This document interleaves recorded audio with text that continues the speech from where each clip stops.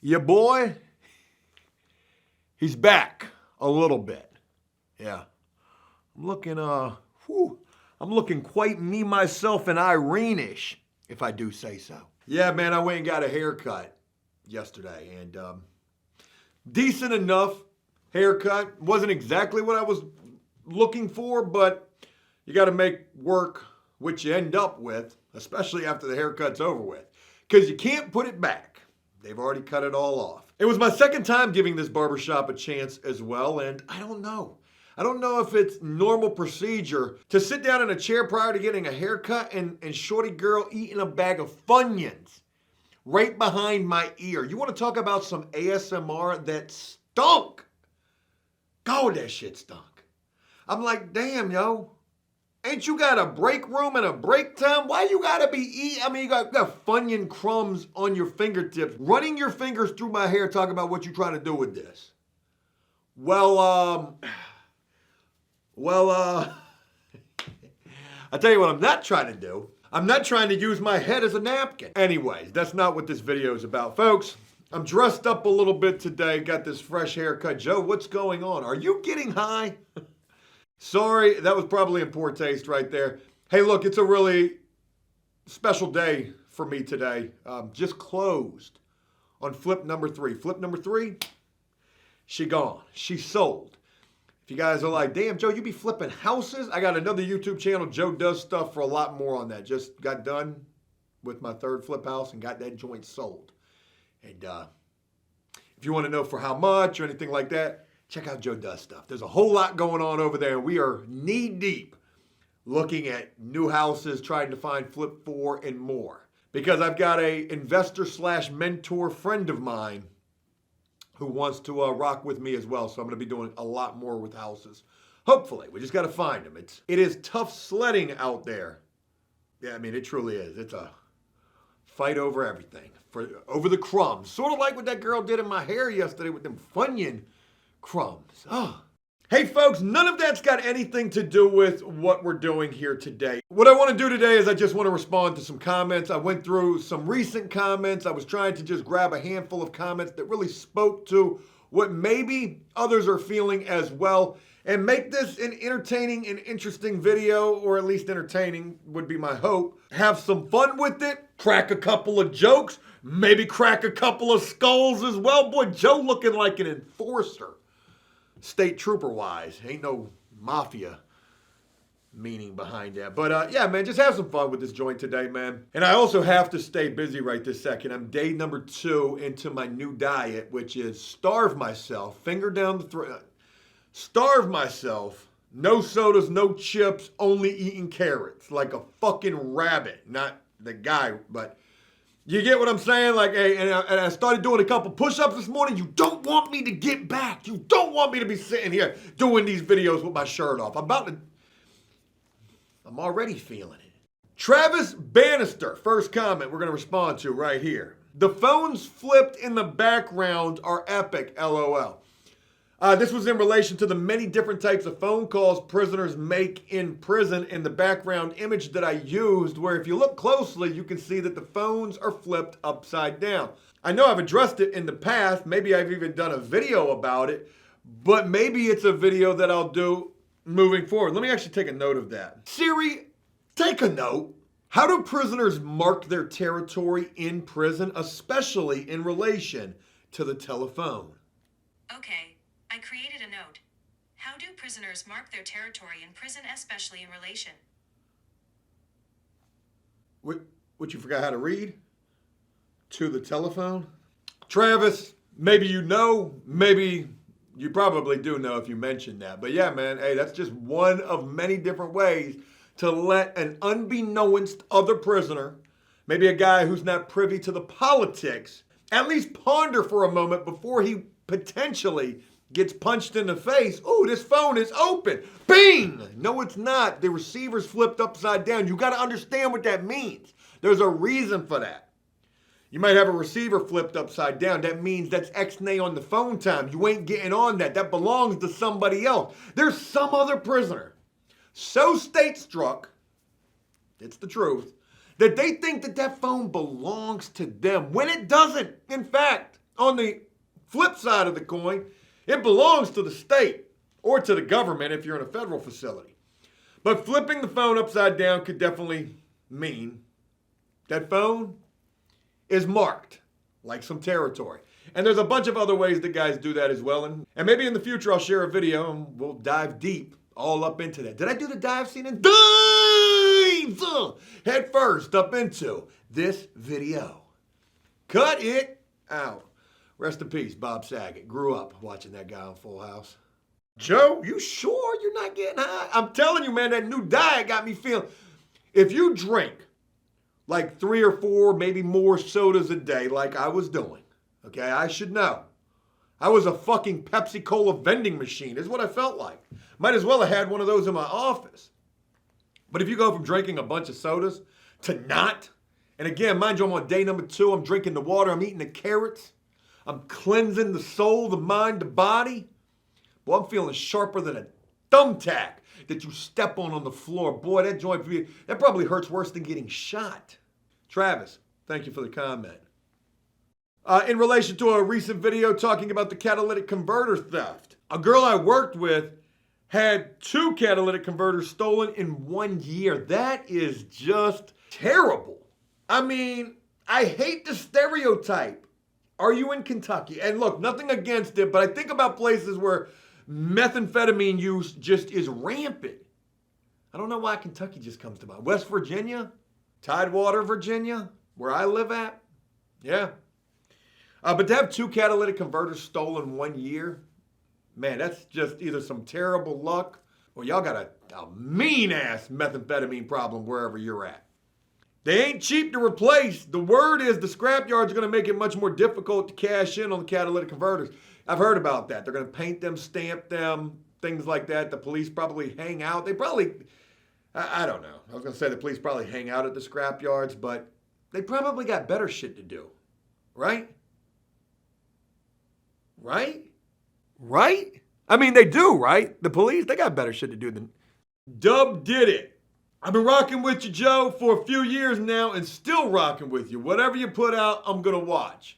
I appreciate that, man. It really means a lot. You know, a lot of people have been really offering like motivational and encouraging comments, which is a breath of fresh air because it sort of seems like, and hey, correct me if I'm wrong, but the mean old nasty trolling comments have subsided a little bit. And maybe, I don't know what that's a cause of. Maybe they've moved on and found somebody else to troll. Maybe they like me again. Maybe they see that I really am just still enjoying doing the content, no matter what the views look like. Maybe that's what the problem was when it was anything for the views. I mean, truthfully, I'm thinking out loud and trying to figure that out. But hey, Dub did it. Thank you. And to everybody else who's left these encouraging comments. I was, prior to today, actually. Maybe it's like I'm bipolar, which I am. But, you know, prior to today, hey, man, I was in a funk. Boy, Joe was down and out, eating my feelings, eating a lot. I think, you know, eating all this junk food wasn't helping the situation. My hair was a mess. And I just get the feeling like, well, I get the feeling sad. And there's no, no rhyme or reason to it.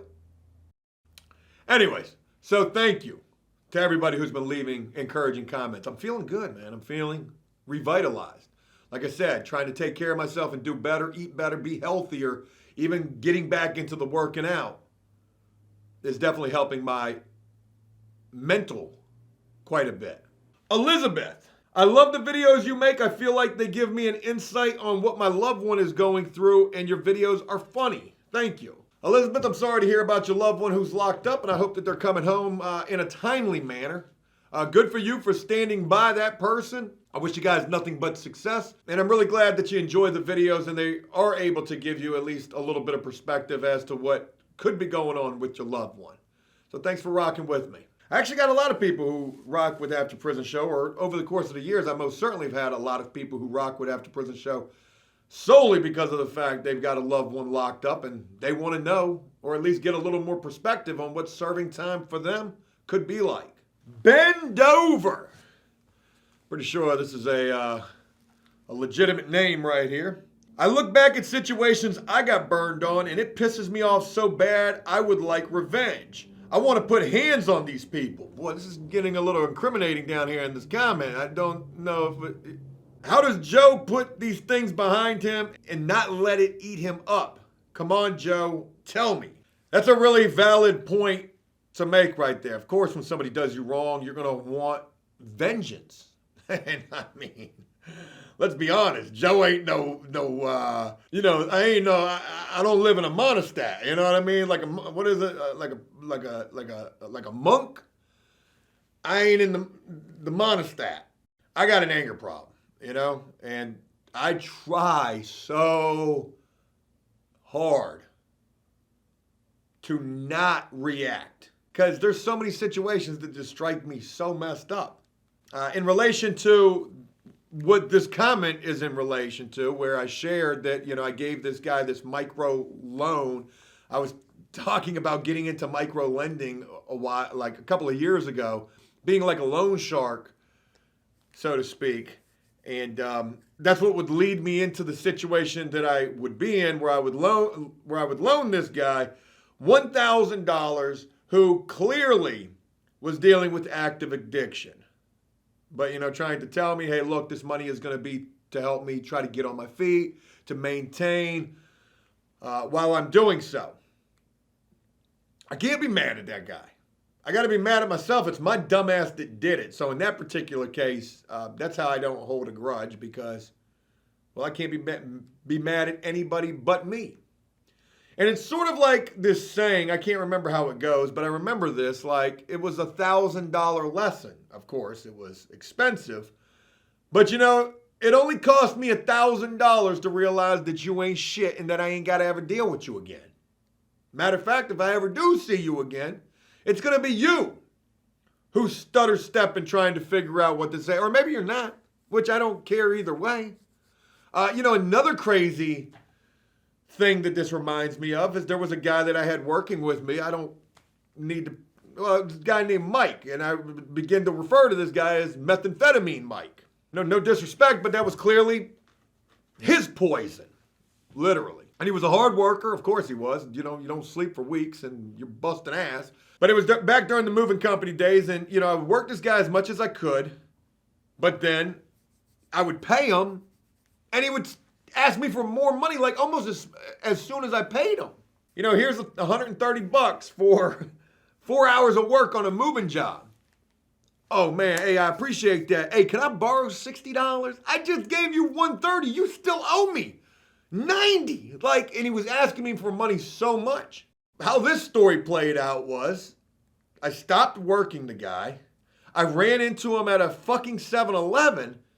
And do you know, this dude seen me, looked at me, and I was like thinking, yep, probably gonna be uncomfortable seeing me, knowing that he owes me. And sure as shit, that wasn't the case at all. This guy looked at me and said, Joe, hey, can I borrow $10? And I said, man, I don't remember if it was $10, but he asked me for money right there. And I'm like, thinking to myself, dude, I was thinking to myself as he was asking me, I'm like, this guy owes me how much? Maybe like 60 or 90 bucks, which, fuck it. Chuck it up to the game. Chuck it up as a loss. But he asked me for that. Just so brazenly, so pridefully. Hey, Joe, you got $10 I can get? Nah, man, I ain't got nothing for you. Be proud of the fact that your word ain't no good. And I can be proud of the fact that I did try to help numerous people, but another story for another day. That was just a crazy situation. Don't hold a grudge. Life is too short, man. Try to smile more than you frown. It takes more muscles to frown, all that good jazz. And don't do like me, because I get mad all the time, and I don't want to be like that. Hence the fact I'm trying to make some major changes in my life, starting with a haircut and also with a major starvation diet. Sometimes you got to do that type of shit. All right, next comment. Alex, this channel is failing and it's sad. I'm not surprised by this comment. I'm not mad or angry at this comment. Like, no, it's not. Don't you see how hard I'm working and still working even despite the views? I'm still here giving it my all. You are more than entitled to voice that sort of opinion. It is the truth. And maybe you make that comment really being sad about it. I'm kind of sad about it. I see channels that get way more views, and I think to myself, man, I wish I could get some views, or I remember when I did get the views. But I'm not going to dwell on it. I enjoy creating the content, and maybe, just maybe, we'll either bounce back or we won't. And I'll just ride off into the sunset. Sometime. Maybe soon. Maybe. I'm not surprised by this comment, but what is intriguing about this is the fact that it says edited, right? And that's what leads me to believe, could it be nefarious, full of malice, right? Are you really sad? Or maybe you're happy. Or maybe I'm paranoid. Or maybe the sky's not really blue. I'm just going stupid, right? But I'm curious to know what the original thing, maybe you misspelled failing. Who's to know? But I love the fact that they let you know that that comment is not original. It's been edited. Nocturnal Mayhem. Take After Prison Show back to its roots. Do the kind of videos that you loved to do when you started. Keep it real. I've never been locked up, but I love these stories, lists, and skits. Nocturnal Mayhem, thank you very much. And I have been doing that. I'm sharing the news stories that I find interesting and I want to make interesting when I share with you guys. And all the other videos that I've been doing, I'm enjoying doing those videos as well. I don't think that I've shared it here on After Prison Shows. I know I shared it on my other YouTube channel, so I'll let you guys know. Even though I really didn't enjoy it too much, the random stranger visit videos, I truly felt like they were a pain in the ass to try to get somebody on the line, and then like, I'm super uncomfortable. Hey, how you doing? I'm just a random stranger. Nothing suspect about that. And then I got banned. Like, those videos I didn't enjoy as much. If we had a good one, then that was great. But if I got stuck doing an interview that was boring as shit, and trust me, there were a few. And then, you know, I pay somebody like 20 bucks. It ain't really a lot, but damn, man. I mean, think I'm not making shit off of these videos for real. And then sometimes they would hit me up and be like, hey, I don't want to do the video. Like, don't put the video out there. And then I got to respect those wishes. So I really didn't like the random stranger visits. There was a lot of shit. And then sometimes I'm doing random stranger visits and people reach out to me afterwards like, yo, that person ain't shit. I know, hey, do an interview with me so I can really put them out there. And I never went down that rabbit hole, so to speak. But where I'm going is I just created a bootleg account and realized that that is super easy to do. So I'm going to be bringing them back. And this time, I don't know how it's all going to play out. Somebody told me, I mentioned it on a live stream the other day, and they said, Joe, just, hey, ride that bitch till the wheels fall off. It takes a lot of work. I could be sitting there fishing, legitimately fishing for prisoners to do a visit with for hours, and sometimes not even end up getting one. So we'll see. We're going to definitely bring it back, but I may do it the way that I originally intended to do it, talking shit to these dudes. Hey, yeah, man, I just wanted to tell you I don't like you. Nah, I know you don't know me, but I just want to tell you I don't like you, and if I was in there with you right now, I would fight you. I want to take this shit straight. Window warrior, cell bar gangster. You know, I mean, I think that shit would be funny. Get the biggest dude up there and just start talking cash shit. Just be laughing at him the whole time. Which is horrible. That's actually probably taking it a little too far. Moving on. Oh, I think this is the last comment right here. So I'm glad that we got to the end of this, and I hope that I didn't make this too long. I hope you guys found some enjoyment with this as well. And I want to let you know, hey, no sentimentalness about it. This comment right here, when I ran across this, you know, I'll go through these comments and I read them. And a lot of time I just read them in passing. And every so often there'll be comments, quite a few comments that stick out to me. Like people offering insightful stuff, encouragement, maybe telling me they can't stand me, whatever. But this comment, for whatever reason, man, just, hey, man, had your boy almost all up in the fields. I almost was shedding tears over this. Just being real with you. Nicholas Partlow. Shout out to you, man. Hey, Joe, I just wanted to let you know that if it wasn't for you and your efforts to be a good citizen, I wouldn't have changed. Really, Joe. You're the reason a lot of us have made it so far, and I wish I could sit down with you and really let you know how much you've helped me. But I just wanted to say thank you, Joe. Hey, that hit me. That really did hit me. Nicholas, I'm grateful to have you rocking with me, and it's reading comments like yours that keep me, moving forward and striving to do the very best that I can. To hear that it's me sharing the things that I've shared in the videos and just After Prison Show in general that have helped people like yourself realize that there's more to life than the bullshit that probably was a part of your life in the past. That is so fucking powerful. And I'm grateful, man, beyond words, truly beyond words. Grateful to have you rocking with me. And humbled to hear how After Prison Show has affected you. And probably a lot of other people as well. So, I leave it on that. Thank you all who continue to rock with me. However, After Prison Show has been a part of your life, whether it's just something to watch on YouTube. Hey, I watch a lot of stuff on YouTube myself.